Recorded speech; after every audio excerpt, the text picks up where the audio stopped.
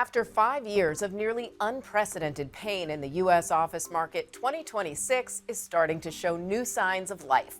Office vacancies have declined for the third straight quarter, and demand is now outpacing supply in some markets, according to Colliers.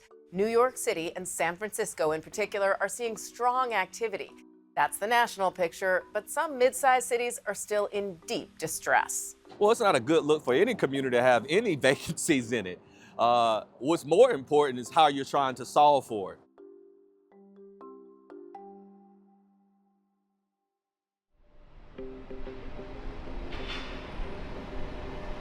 Portland, Oregon. It's still plagued by vacant or just partially filled office buildings and empty storefronts that used to serve a strong downtown workforce. Before the pandemic, we had a really vibrant downtown. Jeff Renfro is an economist with Multnomah County, where Portland sits. We have full office buildings.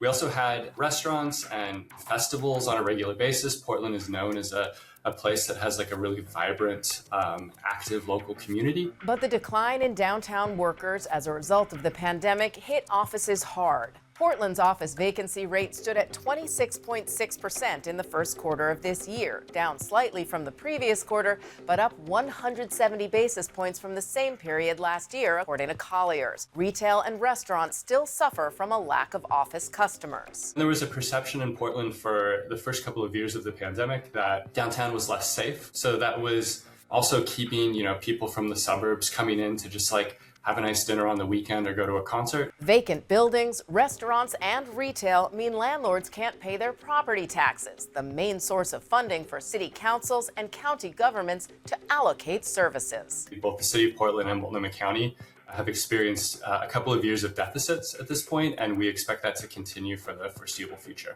That means less money for law enforcement, public safety, and social services. The city cannot, by law, raise residential property taxes to make up for the shortfall. This was the city of Portland's main mail processing center.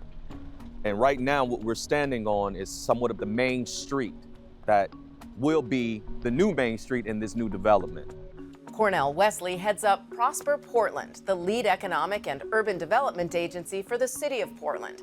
It focuses on supporting small businesses and fostering job growth in urban renewal districts. It does this through inclusive development grants, finance, and neighborhood planning. So it's a multifaceted approach, converting vacant office spaces for retail uses and in some cases for housing options as well. Working with the city and strategic partners, Wesley says the aim is to create more events and opportunities for Portlanders to come downtown, but also to highlight opportunities for businesses to both return and expand. He admits it is slow going. I'm not going to sugarcoat it. We're going to engage in truth telling, right? It is difficult. I am an optimist, but I fully believe that we have the talent, we have the commitment, we have the intentionality around the efforts, and full stop, I believe that we are all recognizing the moment that we're in. And while it's difficult, it's something that everyone is leaning into. I don't think anyone's going to build a new office building in downtown Portland anytime soon. But even things like multifamily conversions or multifamily development in other parts of the city would really start to help that. We also, the city of Portland has established a few new tax increment financing districts that will hopefully lead to an infusion of investment in some of these areas that will, again, create some of that vibrancy and then hopefully draw in some private investment as well.